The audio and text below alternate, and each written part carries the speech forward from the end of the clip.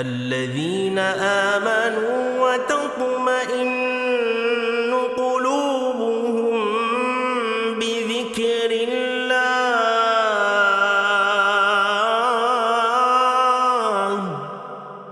ألا بذكر الله تطمئن القلوب. بسم الله الحمد لله والصلاة والسلام على رسول الله. سبحانك لا علم لنا إلا ما علمتنا إنك أنت العليم الحكيم. رب زدنا علما. اللهم رب اشرح لي صدري ويسر لي أمري واحلل عقدة من لساني يفقهوا قولي. Сөзімді чексіз мейірімді жана ченемсіз райымды болған Аллах Тааланын исиминен баштап, аламдардын ээси болгон Аллах Таалага чексіз мактоолорду айтканыбыздан кийин, сиз менен бизди жоктон бар кылып жараткан жана Аллах Таала өзүнүн сүйүктүү пайгамбарына үммөт кылып, жана эң акыркы ушул үммөттү Аллах Таала башка буга чейин өткөн үммөттөрдөн өзгөчө артык кылып, кыямат күнү пайгамбарыбыз саллаллаху алейхи вассаламга биринчи болуп беш эшик ачылып, андан кийин башка пайгамбарларга эмес, балким ушул акыр заман пайгамбардын урматына, ушул акыр заман пайгамбары сүйүктүү биздин пайгамбарыбыз Мухаммад саллаллаху алейхи вассалам бейишке киргенден кийин анын артынан бул үммөткө биринчи уруксат бериле турган, үммөт кылып жаратып койгон Аллах Таалага чексиз мактоолорду айтканыбыздан кийин, пайгамбарыбыздын өзүнө жана пайгамбарыбыздын көз кубанычы болгон пайгамбарыбыздын үй бүлөсүнө жана пайгамбарыбызды көрүп ыйман келтирген пайгамбарыбыздын сахабаларына жана анын бассабында турган Аббакыр, Умар, Усман жана Али разияллаху анхуларга Аллахтын салам жана салаваттарын жолдогондон кийин, сиздер менен беш элдеринин саламы болгон Ассаламу алейкум рахматуллахи баракатух. Аллах Тааланын тынчтыгы, мээрими жана берекеси бардыгыбызды урологон болсун. Сиздер менен Аллах Таалага чексиз мактоолорду айтабыз. Эфир аркылуу дагы сиз менен биз дагы көрүшүп турганыбызга. Буга чейин жогоруда сөз кылып өткөндөй эле, биздин эртең менен кечки окула турган зикирлер, жалпы эле зикир жөнүндө долбоор баштаганбыз. Буга чейинки сабактарыбызда зикирдин уйкудан турганда, уйкуга жатарда жана кийимин койгондо жана кийим кийердеги жана жаңы кийим кийердеги зикирлерди пайгамбарыбыз саллаллаху алейхи вассалам үйрөтүп кеткен дуаларды айтып өткөн элек. Чындыгында Аллах Тааланы зикир кылуу бул шариятыбыздагы эң чоң, улуу ажыр соопторго ээ боло турган жеңил ибадаттардын бири болуп эсептелет. Мына ошондуктан сиз менен биз зикир жөнүндө канчалык хадис аяттарды айтсак дагы аздык калат. Ушул хадистердин биринде пайгамбарыбыз саллаллаху алейхи вассаламдын хадиси менен сөзүбүздү баштасак, пайгамбар саллаллаху алейхи вассаламдын Ан Аби Саид аль-Худри разияллаху анхудан риваят кылган хадисте, бул хадисте Ан Агарри Аби Муслим аннаху ашхада аля Аби Хурайрата ва ан Аби Саид аль-Худри деп башталат. Бул хадисте Абу Хурайра менен Абу Саид аль-Худри өкө албетте пайгамбарыбыз саллаллаху алейхи вассаламдын ушундай абалда көргөндүгү жөнүндө хадисти баштап, لا يقعد قوم يذكر الله عز وجل إلا حفتهم الملائكة وغشيتهم الرحمة ونزلت عليهم السكينة وذكرهم الله فيما عنده. деген бул хадисти риваят кылган имам Муслим риваят кылган хадисте мындай деп башталат. Жана жогоруда айткан эки сахаба, Абу Хурайра менен Абу Саид деген эки, Аллах Таала ал заттардан разы болсун, пайгамбарыбыздын мындай дегенин көрдүк дейт. Ла якуду каумун, эч бир коом бир жерде отурбайт. Алар отурган болсо дагы Аллах отурган жеринде Аллах Тааланы зикир кылуу менен, Аллах Тааланы эстөө менен отурушат деп айтты. Эгерде ушундай боло турган болсо, хаффатхумул малаика ва гашиятхумур рахма. Албетте аларды Аллах Тааланын рахмат периштелери курчайт. Жана ал жерде Аллахтын мээрими толук оройт. Ва назалат алейхимус сакина, Аллах Тааланын бейпилдиги түшөт. Ва закарахумуллаху фима индах, Аллах Тааланы зикир кылган инсандарды Аллах Таала ал периштелердин алдында өз даргөйүндө Аллах Таала периштелерге ал адамдарды зикир кылат деп айтат. Мына ошондуктан дагы пайгамбарыбыз саллаллаху алейхи вассаламдын дагы бир башка бир хадисте ана фи занни абдин мен бендемдин өзүнүн эмне оюнда болом. Эгер ал мени эстесе, мен аны эстеймин дейт. Эгер мени ал бир коомдун арасында эстесе, мен аны андан да ал жакшы коомдун арасында эскеремин, аны эстеймин дейт. Мына ошондуктан дагы бул зикир жөнүндө айтылган хадистердин ичинде пайгамбар саллаллаху алейхи вассаламдын Анас ибн Малик разияллаху анхудан дагы бир риваят кылган хадисте ушундай деп айтат: "Иза марартум би риядил жанна", силер эгерде бейиш бакчаларынан болгон бир бакчалардан өтүп калсаңар, анда эмне кыласыңар деген. Де фартау, пайгамбар саллаллаху алейхи вассалам бул хадисте эмне дейт? Силерде эгерде силер кайсы бир ал бейиш бакчаларынан болгон бир бакчалардын жанынан өтсөңөр, анда силер дагы ал барып кошулгула деп айтты. Ошол кезде сахабалар: "Ва мариядул жанна", Аллахтын элчиси, ал бейиш бакчаларынан болгон бакча кандай бакча деп сураганда, пайгамбар саллаллаху алейхи вассалам хилакут зикр, албетте Аллах тааланы зикир кылып чогулган, отурган чогулуштар, отурган жамаат деп пайгамбар саллаллаху алейхи вассалам өзү сүйүнчүлөп кеткен. Мына ошондуктан сиз менен биздин бул зикир жөнүндө долбоорубуз Аллах тааланы көп-көп эстей турган, Аллах тааланы дайым жүрөгүнө туюп, Аллах тааланы эч качан эсинен чыгарбай турган, балким Аллах таала көрүп турат, Аллах таала билип турат деген жана Аллах таала зикир кылуучулар үчүн даярдалган улуу сооптордон үмүт кылган адамдар үчүн. Мына ошондуктан дагы пайгамбар саллаллаху алейхи вассаламдын хадистерине улайлы Аллах тааланын сөзүндө: "Я айюхаллазина аману зкуруллаха зикран касира фасаббихуху букраtan ва асила" дейт. Аллах таалага иман келтиргендер, силер чындыгында Аллах тааланы көп-көп зикир кылгыла жана Аллах таалага эртели кеч Аллах таалага тасбих айткыла деген. Аллах таала башка бир аятта болсо: "Фазкуруллаха касиран лааллакум туфлихун", балким Аллах тааланы көп-көп зикир кылып Аллахты эстегиле, лааллакум туфлихун, балким силер ийгиликке жетерсиңер деп айтат. Караңыз, ал эми андан кийин дагы бир аятта Аллах таала ушундай деп айтат: "Фазкуруни азкуркум", силер мени эстегиле, мен ошондо силерди эстеймин дейт. "Вашкурули ва ла такфурун", мага шүгүр кылгыла, бирок эмне дейт? Эч качан Аллах таалага күфүрлүк кылбагыла, Аллах тааланын берип аткан нематтарын эч качан четке какпагыла дейт. Демек сиз менен биз Аллах тааланы эстөөдө, Аллах тааланы зикир кылууда, Аллах тааланы ушунчалык сиз менен бизге берип аткан бул рахматын, Аллах тааланын кандай гана сиз менен бизди курчап турган рахматы бар экендигин, Аллах тааланы зикир кылуу адам баласы бул дүйнөдө акыретте көптөгөн улуу соопторго жетүүгө себеп боло турган улуу ибадаттардын бири. Мына ошондуктан сиз менен биз сөзүбүздү улай буга чейинки айткан зикирлерге улайлы пайгамбарыбыз саллаллаху алейхи вассаламдан зикирлердин катарында ма якулу ал-абду иза вада'a саубаху дейт. Бенде өзүнүн чечкен кийимин уйкуда, буга чейин уйкудан турганда жана уйкуга жатардагы зикирлерди айтып өткөн элек. Эми мына ошол катар эле ошол жатарга келгенде өз кийимин чечип кое турган абалдар жөнүндө кезек келип калган. Мына ошол жерде пайгамбар саллаллаху алейхи вассаламдын Анас ибн Малик разияллаху анху риваят кылган хадисте ушундай деп айтат: "Ситру ма байна a'yunil jinni wa awrati bani Adam idha wada'a thiyabahum an yaqula bismillah" деп айтты. Аллах таала сиз менен бизге эмне үчүн Аллах таала авратты жаап жүргөнгө, авратыбызды тосуп жүргөнгө, аял затына хижаб кийип жүргөнгө шариятыбызда хижабты буйругандыгынын эң негизги хикмат сырларынан бири пайгамбарыбыз саллаллаху алейхи вассалам бул хадисте ачык айкын баяндап, Анас ибн Малик разияллаху анхудан Аллах таала ал заттан риваят разы болсун, ал киши риваят кылып ушундай дейт: "Кала Расулуллахи саллаллаху алейхи вассалам", пайгамбар ушундай деп айтты дейт: "Ситру ма байна a'yunil jinni wa awrati bani Adam idha wada'a thiyabahum" деп айткан дейт. Чындыгында адам баласы менен биз менен коңшу параллельный жашап аткан жин аламандагы жиндердин көзүнөн тосуп тура турган нерсе бул кийим мен алар чечкен кезде деди. Ал ара ачылып калат деп айтты. Демек сиз менен биздин бул хадистен алына турган нерсе адам менен жиндердин ортосун тосуп тура турган нерсе бул авратыбыз тосуп тура турган нерсе кийим менен болгондуктан кийимди кийерде, кийимди чечкенде дагы бисмиллах деп пайгамбарыбыз кийгенди буйруган.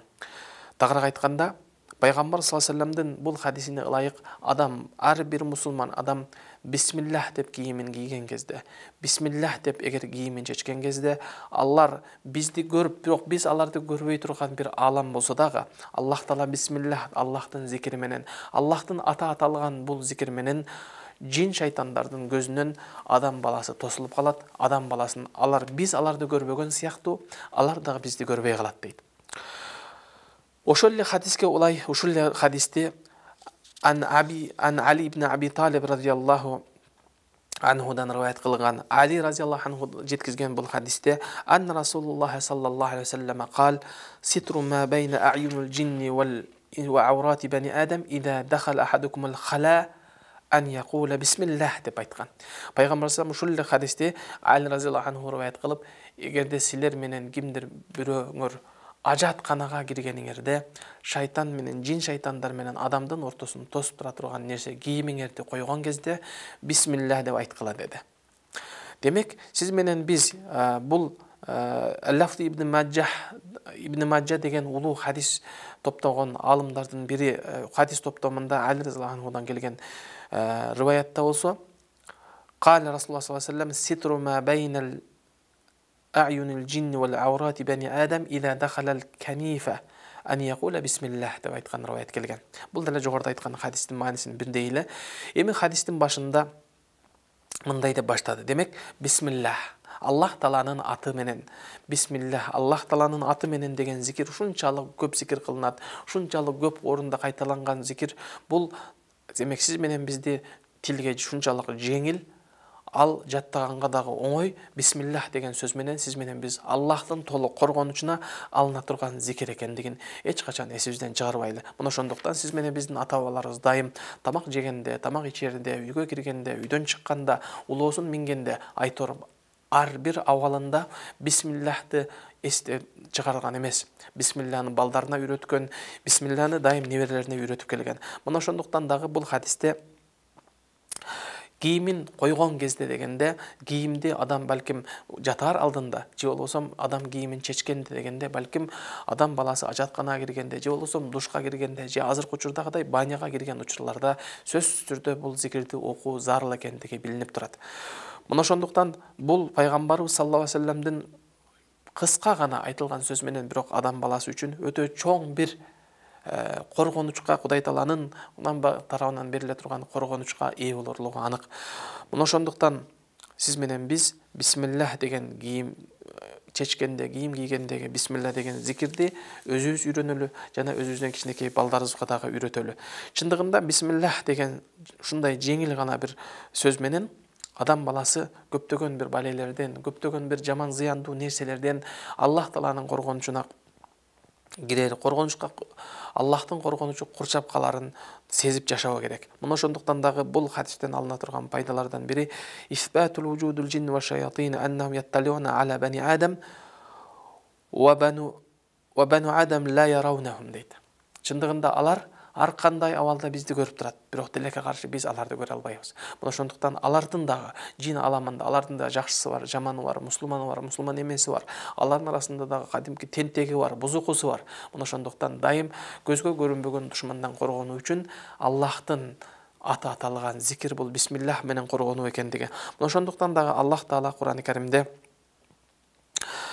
ушундай деген аятта, Араф сүрөсүндөгү бир аятта Аллах таала ушундай дейт: "Иннахум яракум ва хува кабилуху мин хайсу ла тараwnahum инна жа'ална шаятина аулия лиллазина ла ю'минун" дейт. Аллах таала баяндап, албетте силер, албетте ал шайтандар, жин шайтандар силерди көрүп турат. Жана وَقَبِيلُهُ مِنْ حَيْثُ لَا تَرَوْنَهُمْ силер аны кандай гана абалда болсун, силер аны көрө албаган абалда алар силерди көрүп турат. Инна жа'ална шаятин, чындыгында биз шайтандарды Аллах таалага иман келтирбегендер үчүн дос кылып койдук деп айткан. Демек, бул хадистен алына турган нерсе, бул аятта Аллах таала ачык баяндагандай эле сиз менен биздин көзүбүзгө көрүнбөгөн душмандан коргонуу үчүн Аллах тааланын өзүнүн аты аталган зикир менен толук коргонууну пайгамбар саллаллаху алейхи вассалам сиз менен бизге үйрөтүп кеткен. Мына ошондой эле андан кийин хадиске улай эле хадисте дуау духулул хала дейт.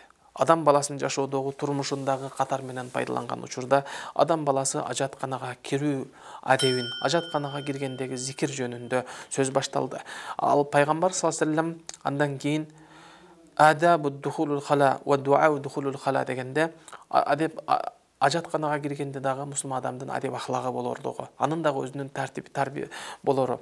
Мына ошондой эле ал ажатканага киргенде дагы окула турган дуа болуу зарыл экендигин пайгамбар саллаллаху алейхи вассалам сиз менен бизге эстетип, ажатканага кирерде ар бир момун мусулман адам ушул зикирди айтып кирүү зарыл экендигин пайгамбар саллаллаху алейхи вассалам эскертет. Мына ошондуктан бисмиллах Аллахумма инни аузу бика минал хубси вал хабаис dedi. Ар бир мусулман адам ажатканага кирерде бисмиллах Аллахтын ысымы менен деп айтуу. Андан кийин Аллахумма инни аузу бика минал хубси вал хабаис. Чындыгында Аллахым сенин өзүңдөн эркек жана ургачы жиндерден коргонуч сурайм, панах сураймын деген пайгамбар саллаллаху алейхи вассалам сиз менен бизге ушул зикирди үйрөттү. Чындыгында Аллах Таала сиз менен бизге рахмат кылып жиберилген пайгамбарыбыздын үммөткө рахмат кылып айткан үйрөткөн дагы бир зикири. Себеби дегенде жогоруда айткандай эле жин шайтандар сиз менен бизге көрүнбөгөн душман болгондугуна анык ачык айкын кошумча эле алардын жашаган жери, алардын отурукташкан орду, алардын балким көп жүргөн жерлерден бири бул албетте ажатканалар болуп эсептелет. Мына ошондуктан дагы ошол жерге киргенде адам сөзсүз түрдө бисмиллах деп Аллах Тааланын ысымы менен баштап, андан кийин Аллах Тааладан коргонуч суроо бул ар бир момун мусулмандын жашоосундагы күнүмдүк турмуштагы зарыл болгон абалдардын бири. Мына ошондуктан Анас разияллаху анху риваят кылган бул хадисте канан набий саллаллаху алейхи ва саллам иза дахала хала Анас разияллаху анху сиз менен бизге жеткизген бул хадисте пайгамбарыбыз саллаллаху алейхи ва саллам эгерде ажатканага кирүүнү кааласа дейт, кала Аллахумма инни аузу бика минал хубси вал хабаис дейт. Аллахым мени ургачы жана эркек жиндердин жамандыгынан Аллах Таалам өзүң асырагын, өзүң сактагын деп Аллах Тааладан коргонуч панах сурайт эле деп айтат. Демек, бул хадисте ида атал хала дегенде демек сизди кимдир бирөө ажатканага келерди кааласа дейт. Мына ошондуктан дагы башка бир хадисте кала Саид ибн Зейд хаддасана Абдул Азиз деген адам бизге риваят кылган хадисти Саид ибн Зейд деген адам жеткизип атып ушундай дейт. Ида арада ай ядхула деген Имам Бухаринин лафзинде, Имам Бухаринин сиз менен бизге жеткизген хадисинин сөзүндө эгерде кимдир бирөө ажатканага кирүүнү кааласа деп айткан дейт. Демек, ажатканага киргендеги дуа дегенде сиз менен биз ажатканага кирип андан кийин дуа окулабы же ажатканага баратканда окулабы деген суроого бул хадисте Имам Бухари риваят кылган хадис ачык айкын далил болуп, кимде ким ажатканага киргенде кааласа дейт. Демек, бул бисмиллах деген дуа Аллахтын зикири болгондуктан барыңыздар билесиздер, ажатканага киргенде Аллах Тааланы зикир кылынбайт. Аллах Тааланын аттары, Аллах Тааланын ысымдары зикир кылынбагандыктан ажатканага кирерден алдын адам баласы бул зикирди айтуу зарыл экендиги билинип турат. Мына ошондуктан кийинки хадис пайгамбар саллаллаху алейхи ва салламдын эмне максат кылгандыгын толуктап түшүндүрүп турат. Мына ошондуктан дагы сиз менен биз ажатканага кирерде сиз менен биз бисмиллах жогоруда айткандай Аллахумма инни аузу бика минал хубси вал хабаис деген дуаны окугандан кийин оң ажатканага кирерде сол бутубуз менен кирүүнү пайгамбар саллаллаху алейхи ва саллям адеп кылган, адептерден деп үйрөткөн. Эмне үчүн? Себеби дегенде азыркы күндө, азыркы учурда илим менен тастыкталган нерседе эгерде кайсы бир адам эмне үчүн ажатканага киргенде сол бутуңар менен киргиле деп айтат. Ислам ушунчалык мусулман адамдын абалын качан кайсы бир жерде ким кайсыл абалда өлөрүн билбегендигинин дагы бир хикмат сырынан дагы бир кабар берген нерсе дейт. Азыркы учурда илим менен тастыкталган нерсе кимде ким эгерде сол бутун көтөрүп турган абалда болсо, эгер ошол убакытта анын ажалы келип калган болсо, ал адам демек оң бутуна туруп сол бутун көтөрүп турган болсо, ал адам аркага жыгылат деп айтат. Тескерисинче кимде ким сол бутуна таянып, сол бутуна туруп оң бутун көтөргөн болсо, эгер ошол кезде, ошол убакытта адамдын ажалы келе турган болсо, анда ал адам алдыга жыгылат деп айтат да.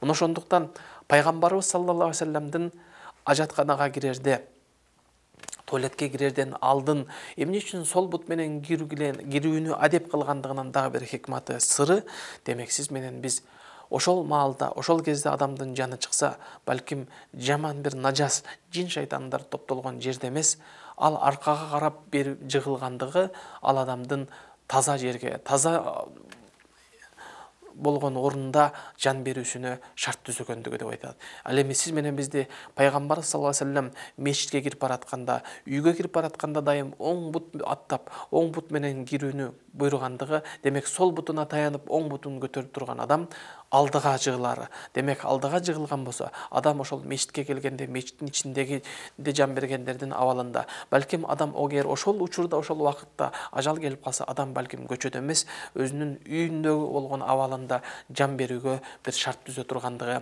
ачык айкын билинип турат. Мына ошондуктан пайгамбарыбыз саллаллаху алейхи вассаламды сиз менен бизге рахмат үчүн, мээрим үчүн жиберилген ачык жападан жалгыз жарокер пайгамбарыбызга дагы бир жолу салават айталы. Саллаллаху алейхи вассалам. Пайгамбарыбыз саллаллаху алейхи вассалам сиз менен бизди бул кийим сиз менен бизди авраттыбызды тосуп тура турган нерсе эмес, балким сиз менен биздин жөнөкөй адамдардан эмес, балким жин шайтандардан тосуп тура турган нерсе. Жин шайтан демекчи, адам баласын бул жашоодо көзүгө көрүнбөгөн душмандар эле эмес, сиз менен биз көзүбүзгө көрүп турган, сиз менен биз сыяктуу эле, балким денеси алардын биз менен сизге окшогон инсан болгон, бирок тилекке каршы инсандан болгон шайтандардан дагы коргоп тура турган нерсе. Мына ошондуктан шариятыбыз дайым авратыбызды жаап, өзүбүздү адеп ахлагыбыз менен аял кишилер болсо хижабын кийип, өзүнүн абийирин сактап тура турган бир улуу бир амал болуп эсептелет. Мына ошондуктан дагы адам баласы бул дүйнөдө зикирлер бул адамды коргонуч менен, ар кандай жаман нерселерден коргой тургандай эле, адамды жин шайтандын жаман көзүнөн, жамандыктарынан коргоо менен бирге эле бул дүйнөдөгү сиз менен бизди курчап турган адамдардан дагы жаман нерселерден коргой турган бир абал. Демек, карап көрүңүз, бул жерде адам баласынын көз тийип калышы дагы мүмкүн. Ошон үчүн пайгамбар саллаллаху алейхи вассалам ал-айну хак, албетте көз тийиш бул акыйкат, бар нерсе, чындык нерсе деп айткан. Пайгамбар саллаллаху алейхи вассалам дагы бир хадисинде болсо, менин үммөтүмдүн көпчүлүгү деп айтат. Аксару уммати, менин үммөтүмдүн көпчүлүгү көз тийген абалда, көз тийген себептүү бул дүйнөдөн өтөт деп айткан. Мына ошолордун бардыгын эске алган абалда адам баласы кийим кийүүдө кооздонуу үчүн, же жасануу үчүн, же бир башка бир максаттар үчүн эмес, же бир адам менин эч кандай бир айыбым жок болсо, же мен эч кандай бир адамдар көргөндө бир уяла турган нерсем жок, эмне үчүн мен өзүмдүн денемди, авратымды жабышым керек, эмне үчүн мен хижаб кийишим керек деген кээ бир адамдардын оюна дагы жооп катары сиз менен биз айып болгон үчүн эле эмес, балким ошол дене мүчөбүз толук болгон, дене мүчөбүздү башка бирөөлөр көргөндө суктана тургандагы абалыбызды жин шайтандардан жана адамдардын суук көзүнөн, көз тийүүдөн сактануу үчүн кийим кийүү зарылдыгын шариятыбыз баса белгилеп айтат.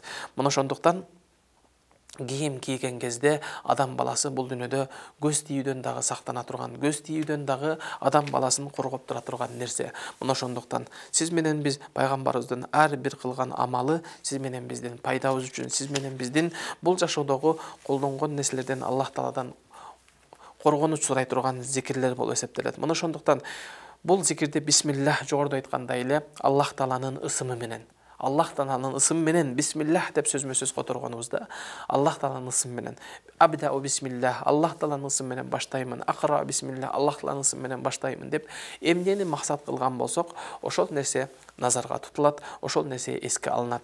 Демек бисмиллах бул Аллах Тааланын зикирлеринин ичиндеги эң баш сабында турган, ар дайым зикир кылына турган, тилге жеңил, бирок Аллах Тааладан коргонуу үчүн көп коргонучка алына турган, Аллах Тааланын Кудай Тааланын сактоосуна себеп боло турган нерселерден бири. Мына ошондуктан бул хадиске улай эле хадисте Пайгамбар саллаллаху алейхи вассаламдын дагы бир хадисинде ида дахала дегенде ида арада духул, демек туалетке киргенде, ажатканага киргенде каалаган учурда деген маани менен түшүндүрүп өттү.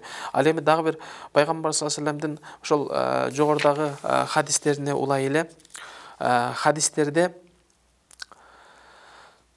Пайгамбар саллаллаху алейхи вассаламдын сиз менен бизге бул айтылган зикирлердин ичинде бисмилля ушунчалык зарыл нерсе экендиги. Минал хубс вал хабаис деген сөз бул хубс деген жиндердин эркектерине айтыла турган нерсе. Вал хабаис дегенде ал ургачы жин шайтандарга айтыла турган сөз экендигин Пайгамбар саллаллаху алейхи вассалам чечмелеп өткөн. Андан кийин эле ушул хадиске улай эле Пайгамбарыбыз саллаллаху алейхи вассаламдын хадисинде башка бир риваятта бул хадисте улай эле Пайгамбар саллаллаху алейхи вассалам сиз менен бизге ушундай деди. Ан аюнил жин дегенде демек көзгө көрүнгөн көрүнбөгөн бардык көзгө көрүнүп тургандагы жин шайтандардан коргонууга, жин шайтандардан сактанууга себеп боло турган нерсе болуп калат. Андан кийин Пайгамбар саллаллаху алейхи вассалам ошол хадиске улай эле бул хадисте Пайгамбар саллаллаху алейхи вассалам ошол ажатканага киргенде окула турган дуаны улай эле Пайгамбар саллаллаху алейхи вассаламдын дагы бир хадисинде ан Аби Умама разияллаху анхудан риваят кылган хадисте анна Расулуллах саллаллаху алейхи вассалам кал дейт. Пайгамбар саллаллаху алейхи вассалам ушундай деген хадисте айтты дейт. Ла я'джизу ахадукум иза дахала мирфақаху ан яқул. Пайгамбар саллаллаху алейхи вассалам бул хадисте ушундай дейт. Ан яқула Аллахумма инни аузу бика минар риджси ван назси ал-хабиси ал-мухбиси ваш шайтанир ражим деп айткан дейт. Эми силерден кимдир бирөөңөр эгерде ушундай ажатканага киргенде каалай турган болсо, ажатканага кирерде сөзсүз түрдө ушул дуаны айтсын деп айткан. Жогоруда айткан хадиске улай эле Аллахумма инни аузу бика минар риджси наджси деди. Риджс деген бул ушундай жаман наджис нерселерден, ал-хабиси вал мухбис чындыгында жин шайтандардан жана Аллахтын рахматынан куулган шайтандын жамандыктарынан коргонуу суроо деп Пайгамбар саллаллаху алейхи вассалам бул хадисте риwayatта ушундай деп айтты. Эми ушул хадистин сөздөрүнө токтоло турган болсок, бул хадисте ар-риджс деп айтты. Ва риджс ва наджис. Чындыгында риджс менен наджис экөө тең адам баласына ыза бере турган, адам баласына бир жиркеничтүү жаман нерселер жетип калуудан жана жогоруда айткандай эле Аллах Тааладан эркек болсун, ургачы болсун, жиндердин жамандыктарынан Аллах Тааладан коргонуу сурай турган дуаны зикирде пайгамбарыбыз үйрөттү. Демек сиз менен биз күнүмдүк турмушта тамак жеген сыяктуу эле адам баласы ар бир убакытта, ар бир абалда балким ажатканага кирүү зарылдыгы болуп калат. Мына ошондуктан сиз менен биздин көзүбүзгө көрүнбөгөн жин шайтандардан, жамандыгынан, алардын зыянынан коргонуу үчүн Кудай Тааладан толук коргоно турган Аллах Тааланын зикир кылуу менен Аллах та Пайгамбар саллаллаху алейхи вассалам үйрөткөн бул дуаны окуу менен алам баласы толук ал жин шайтандардын көзүнөн тосула турган жана жин шайтандардын ар кандай жамандыктан корголо турган зикирлердин бири болуп өттү. Демек, сиз менен биз бул зикирди өзүбүз үйрөнүү менен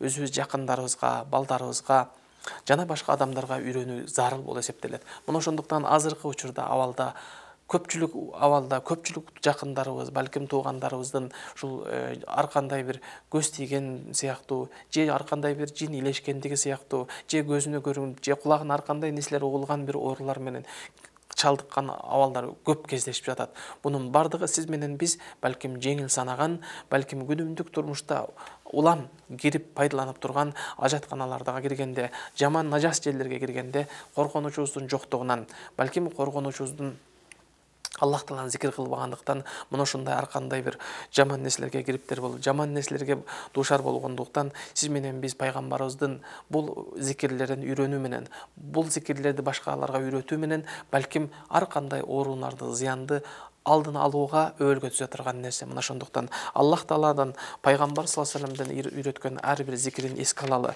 Пайгамбар саллаллаху алейхи вассаламдын сиз менен бизге үйрөткөн бул зикирлерин үйрөнүп, жашообузда пайдаланалы жана башкаларга дагы үйрөтөлү. Пайгамбарыбыз саллаллаху алейхи вассалам ла юмину ахадукум хатта юхиббу ли ахихи ма юхиббу ли нафсихи дейт. Пайгамбар саллаллаху алейхи вассалам силердин бириңер дагы толук мумин мусулман боло албайт. Ал качан өзүнө жакшы көргөн нерсени башка дагы мумин мусулман бир тууганына жакшы көрмөйүнчө деп айтат. Демек, сиз менен биз бул жакшы нерселерди үйрөнүү менен жана жакшы көргөн башка бир туугандарыбызга жайылтуу жана башка мумин мусулмандарга жеткизүү дагы ар бир мумин мусулман адамдын милдети, бурчу болуп эсептелет. Аллах таалам сиз менен бизди Аллах таалага көп зикир кыла турган жана Аллах тааланын дайым коргонучунда боло турган адамдардын катарында кылсын. الأشعري رضي الله عنه قال النبي صلى الله عليه وسلم مثل الذي يذكر ربه والذي لا يذكر ربه مثل الحي والميت.